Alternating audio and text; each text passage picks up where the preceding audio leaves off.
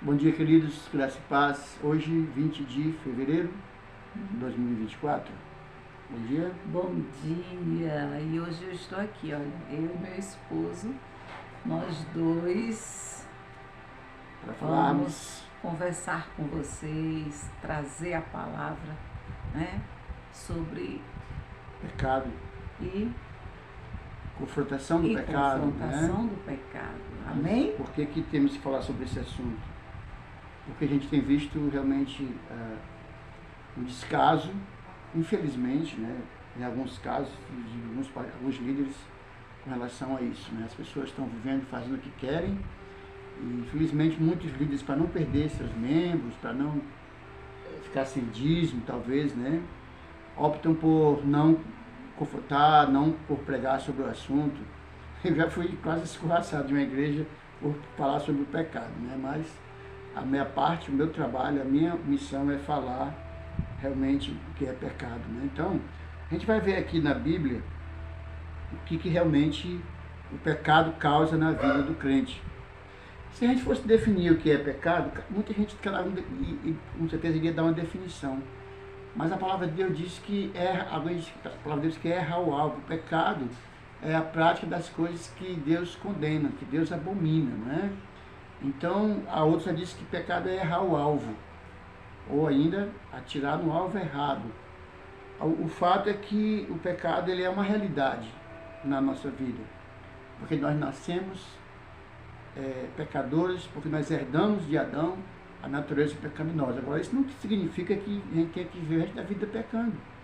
Cristo nos salvou, Cristo nos libertou, Cristo nos curou, e o Espírito Santo de Deus que habita em nós no momento da salvação, ele nos dá a capacidade de lutarmos contra o pecado. E é lógico que, inevitavelmente, nós vamos pecar de uma forma ou de outra, mas qual é a atitude do crente ao pecar, né? Então, a gente vai ver aqui o pecado na vida do crente. Primeiro, que ele é um fato, né? Ele é um fato, ele é uma realidade. A Bíblia diz que nós dissemos que não temos pecado nenhum, nós estamos mentindo. E o mais agravante, estamos dizendo que Deus é mentiroso, né? E Deus não é mentiroso. A Bíblia diz que porque todo homem é pecador, porque todos pecaram, então não tem, né? Não tem como não ser é uma realidade. Agora, qual deve ser o padrão de vida do crente com relação ao pecado? Andarmos na luz. Se, porém, andarmos na luz como ele na luz está, então nós vamos evitar.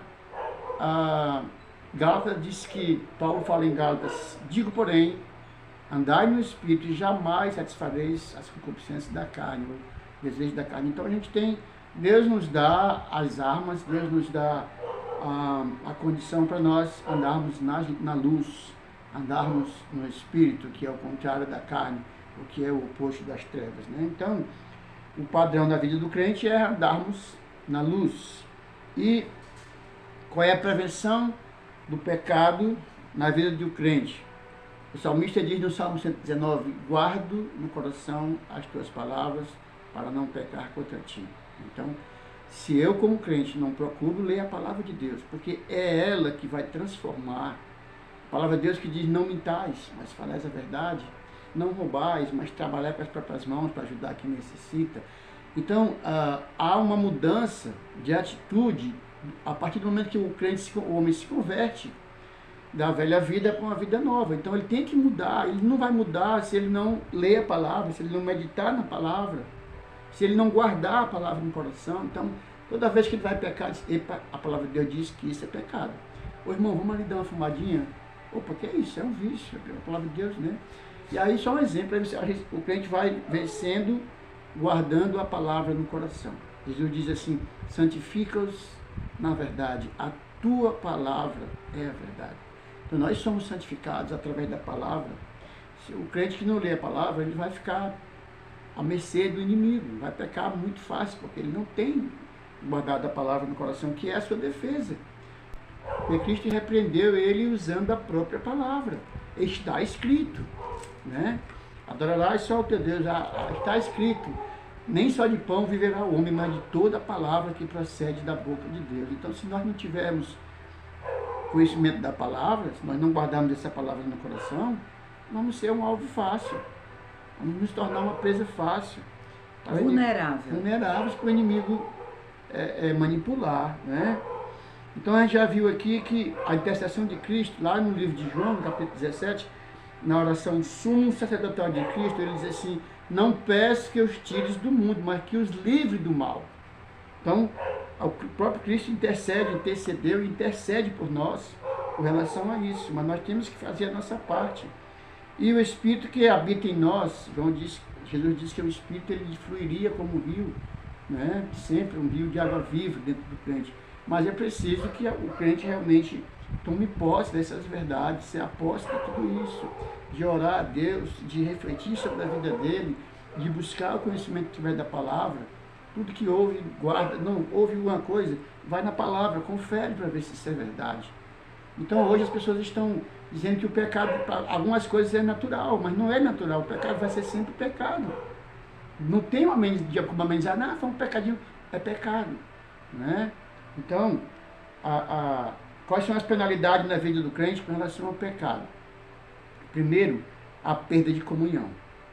O crente pecar, ele vai perder a comunhão com Deus. Então, o segundo pode chegar até o caso da exclusão da igreja.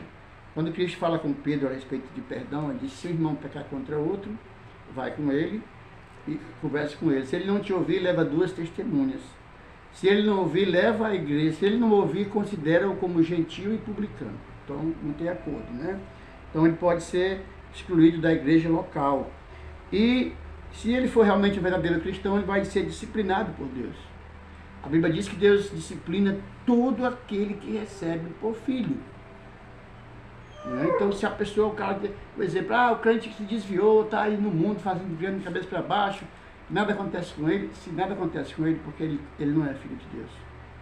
Porque a Bíblia diz que Deus corrige só aqueles que ele recebe como filho.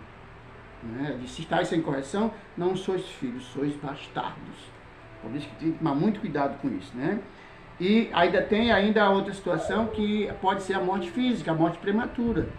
1 Coríntios 11, quando ele fala da ceia, Paulo diz que as pessoas que participam da ceia sem discernir o corpo, sem discernir o que é certo e errado, o pecado, ele diz que ele está comendo condenação para si. Diz: eis a razão porque entre vós não muitos fracos e doentes, e não poucos que dormem. Então o crente pode enfrentar a morte física e a morte prematura. Tá certo, queridos? E o remédio para o pecado na vida do crente é o quê? É a confissão.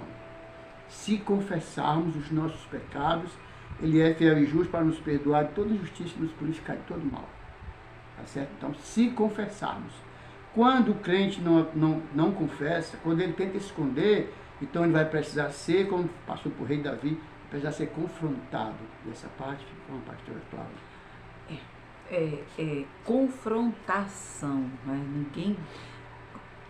Ninguém gosta, né? É algo que eu tenho percebido, né? Nós não gostamos, eu também não gostava de ser confrontada, né? Eu não gostava de ser confrontada. Então, só há mudança, só há transformação de vida se houver confrontação. Olha só, eu lembro que quando criança, o meu pai sempre disse assim, ele dizia assim: olha, minha filha, mesmo que você precise apanhar, levar uma pisa ou uma peia, como você queira chamar, mesmo que você precise apanhar, fale sempre a verdade. Não minta. Não minta. Então, outras coisas assim, sabe? Eu lembro da minha infância, ou seja, pais, nós precisamos confrontar os nossos filhos quando eles erram. Não é aquela coisa de passarmos um docinho, né? Oh, meu filho, mas olha, meu filho. Não faça isso, porque você está causando um mal terrível a ele. Pense assim, como ele vai crescer? Como ele vai crescer neste mundo? Ele vai realmente falar sempre, se apresentar como um adorador? Ele estará andando na presença do Senhor, fazendo a vontade do Senhor e não a dele, porque sempre houve aquele mimo, aquele caprichozinho, sabe? Aquele cuidado excessivo. Olha, amor demais estraga. Amor demais estraga, amor demais mata.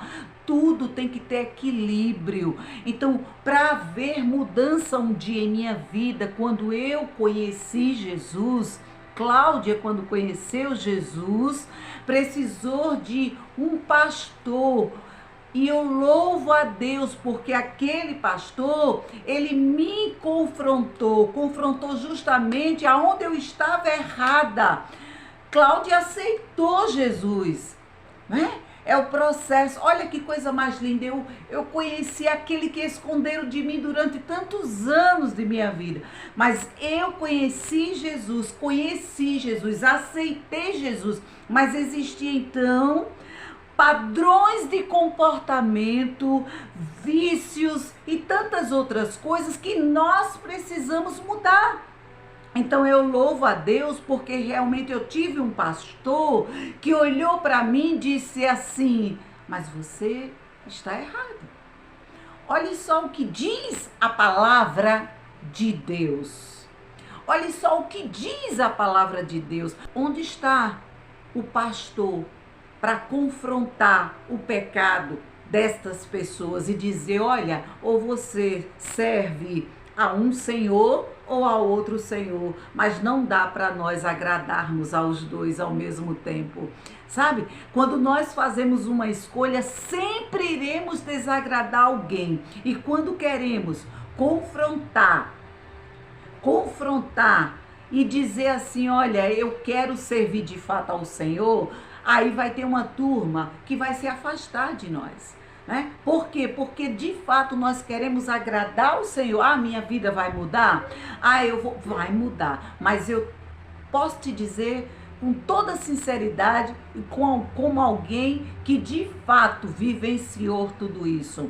A vida muda, mas ela muda para melhor. Muda para nós vivermos ali fazendo de fato a vontade de Deus. Existe um processo? Existe. Nós aqui estamos em processo. Todos os dias nós temos de nos confrontar. Todos os dias nós temos de nos confrontar. Onde eu estou?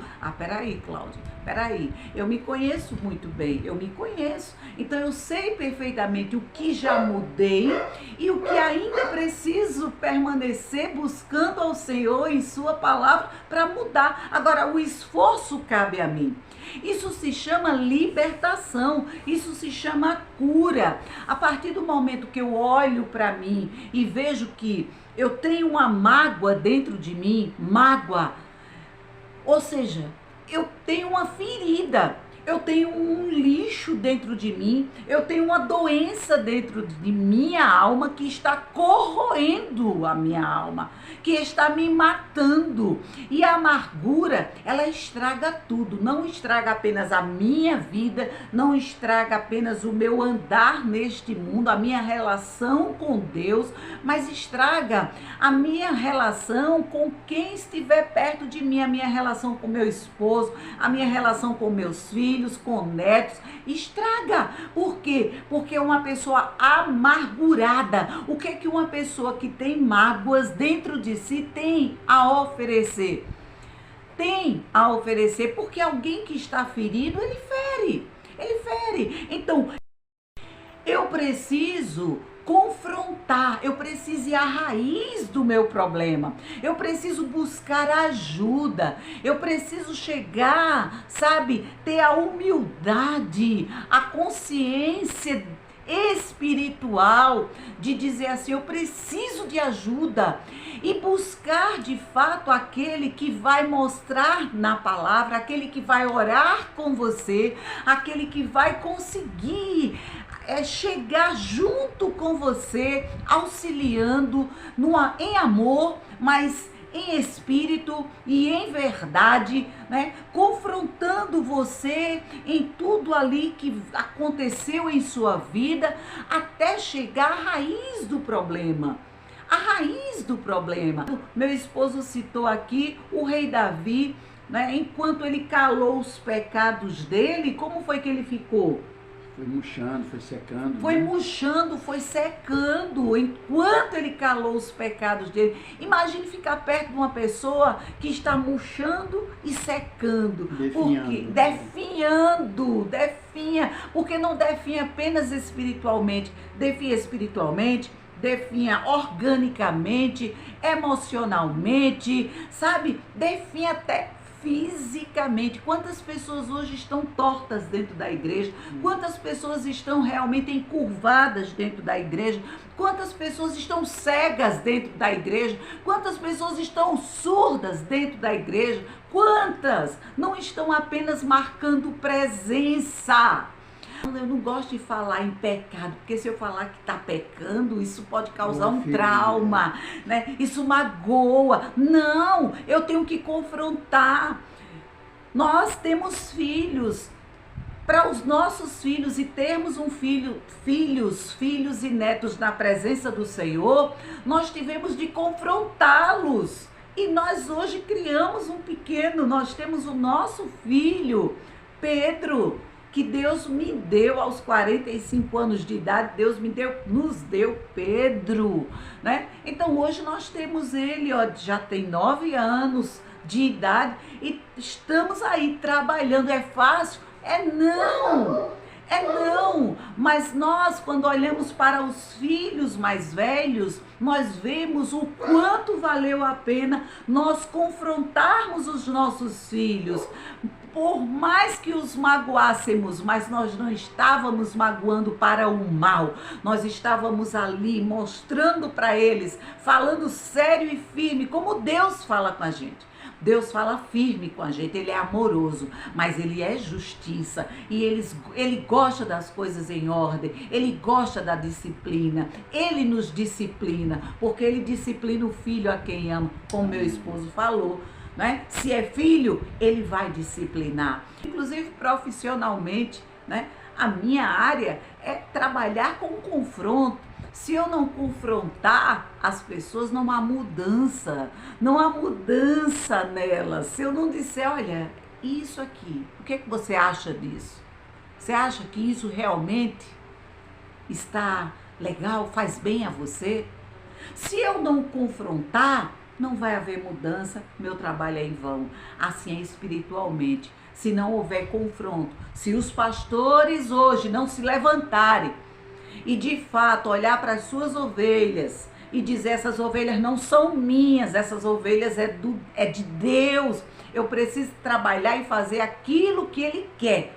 Eu não posso alisá-los. Eu não posso dar água com açúcar para ele. Eu não posso compactuar. Eu tenho que como é que se chama a palavra? Como é que eu posso dizer? Me posicionar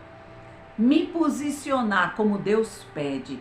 E se eu quero o bem daquela pessoa, daquele irmão, daquela ovelha, eu vou chegar, eu vou ouvi-lo com amor, mas eu vou falar com amor, eu vou falar com justiça e eu vou falar dentro da palavra de Deus. Amém? Sem condenar, sem acusar, não, mas com o intuito de ajudar. Não. Né? Para isso que a palavra de Deus nos ensina. Nós temos que confrontar para ajudar, para estar no caminho errado, para ir para o caminho certo.